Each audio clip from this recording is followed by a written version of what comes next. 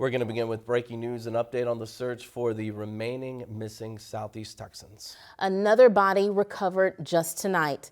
Ella Cahill's body recovered this evening sometime after 6 o'clock.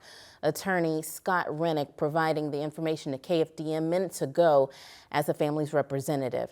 Renick telling us Ella's family will issue a statement in the near future, adding they are incredibly grateful she's been found.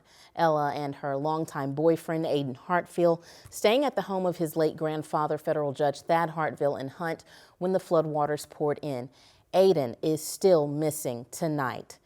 And that death toll from the Hill Country flooding disaster now at more than 110. Also, more than 170 people are missing. This as the search and rescue efforts continue in day 5. Governor Greg Abbott toured the devastation from air today. Again, at this point, Aidan Heartfield is the only Southeast Texan still missing after the catastrophic flooding. The Kelly High School graduate and student at Trinity University in San Antonio swept away early Friday morning at the Heartfield family home. Joyce Badon and Reese Manchaca also staying at the home. Joyce's family making the grim discovery yesterday of her body, and searchers also discovering Reese's body. Both families are asking for prayers and receiving overwhelming support. The family of the youngest local victim, 8-year-old Mary Grace Baker, also drawing prayers not only from Southeast Texans but across the state and nation. Her family and priest confirming last night that her body was found yesterday. She was among the many children staying at Camp Mystic when it was overrun by floodwater.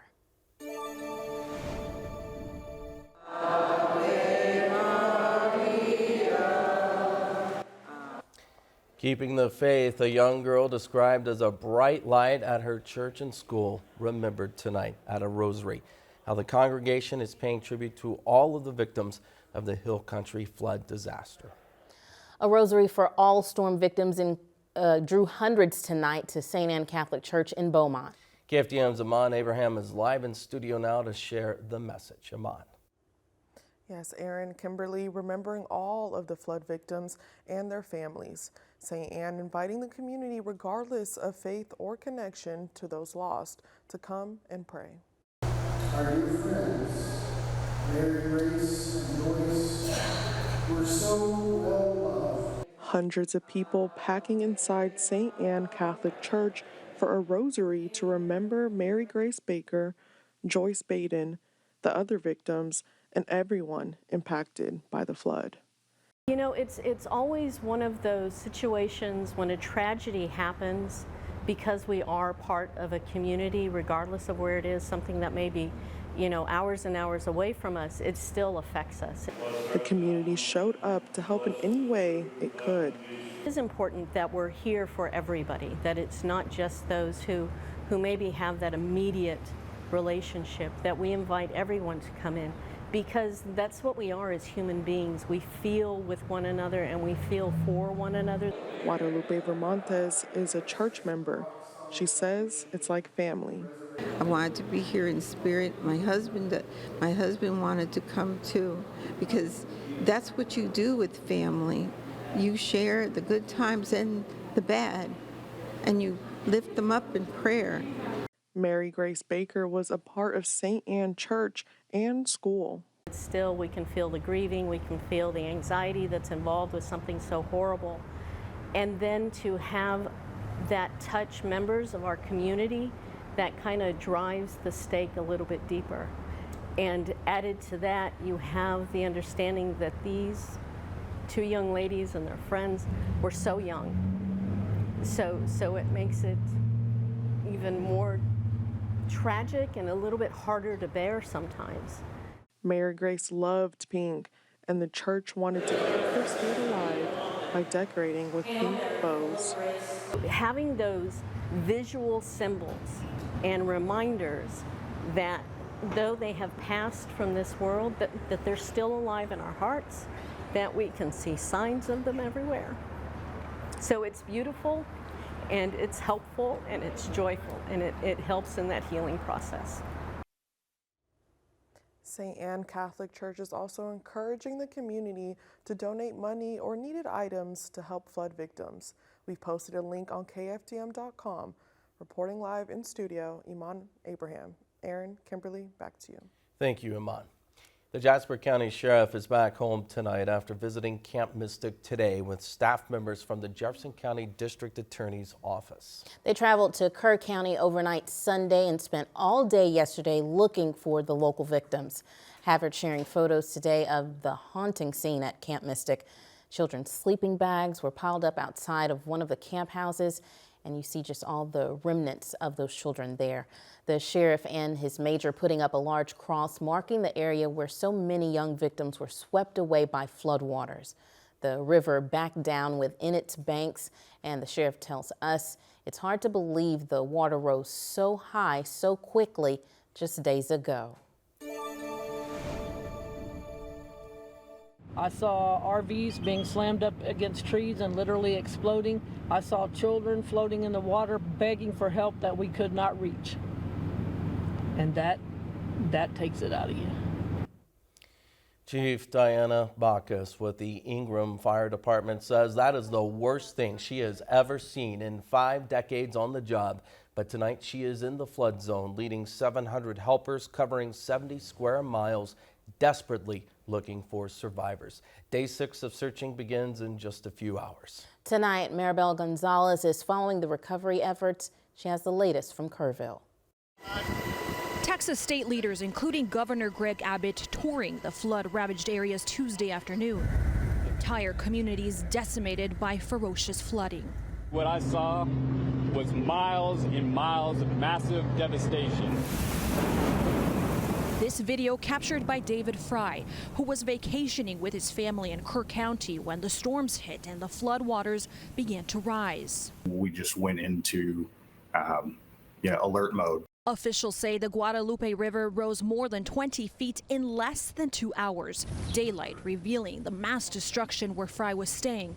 Rooms filled with mangled furniture, windows blown out. There was no advance warning. More than 100 people have lost their lives, including 27 campers and counselors at Camp Mystic, which is located next to the Guadalupe River. Dozens are still missing. Nothing is as heart-wrenching as hearing the stories of what the girls around here, especially the girls at Camp Mystic, went through.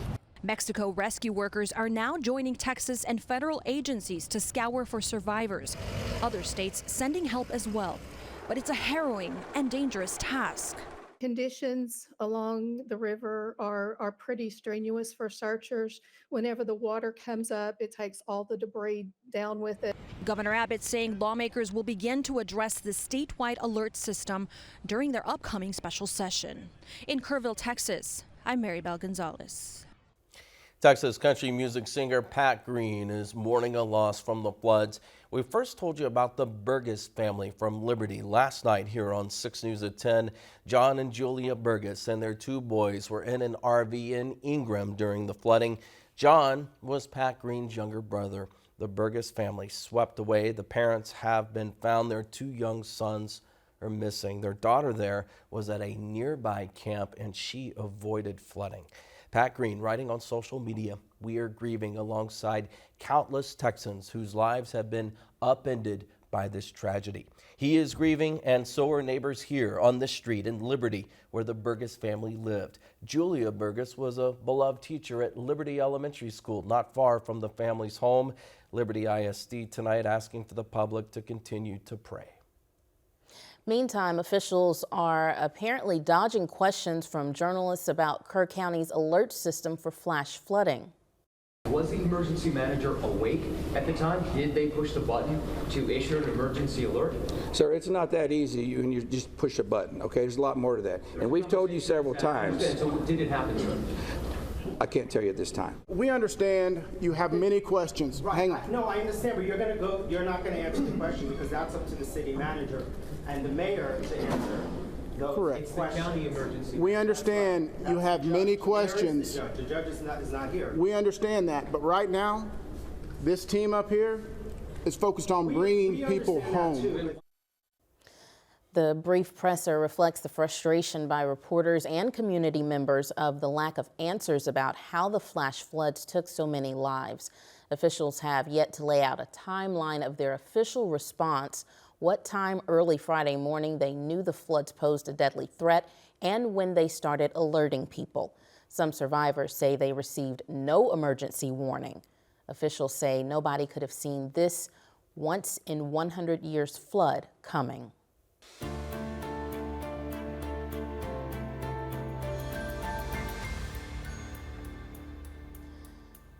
And the victims of the catastrophic floods need our help.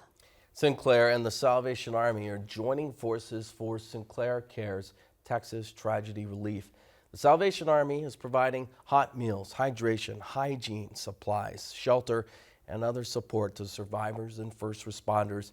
Monetary donations are needed and greatly appreciated.